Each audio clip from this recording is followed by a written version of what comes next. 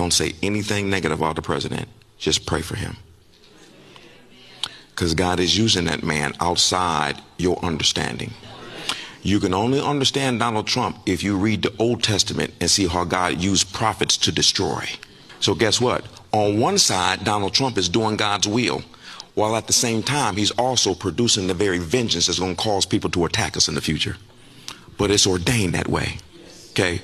They are dancing so much in Nigeria because Donald Trump went over there for one reason and brought it with the United States military. He said, oh, you want to kill Christians? Wonderful. We're going to kill you. And we sent a bunch of military people over there, and they just start knocking down terrorists like you do at the bowling alley.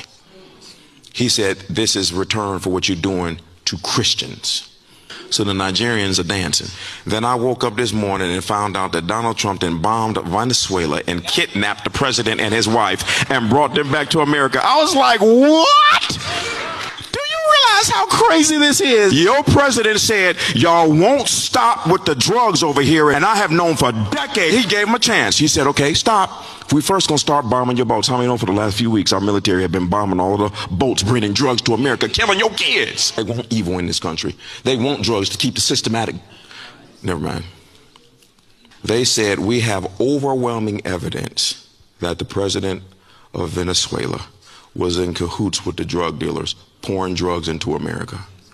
That is not something that you do, is you break into another country, bomb the man's home, and you take the president and his wife of Venezuela and then put them on a helicopter and bring them back to Brooklyn. You know, this is crazy.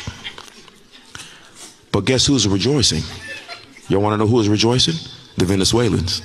So that should tell you something. Why is it every time, all the people talk about this man, but every time he does something, the people rejoice. And so you're making decisions based on emotions of what you think. You're not making decisions based on how God uses men. When you see how God is using this man, he fits so easily into scripture when God gets ready to judge evil. And the men that he always uses to judge evil are always crazy.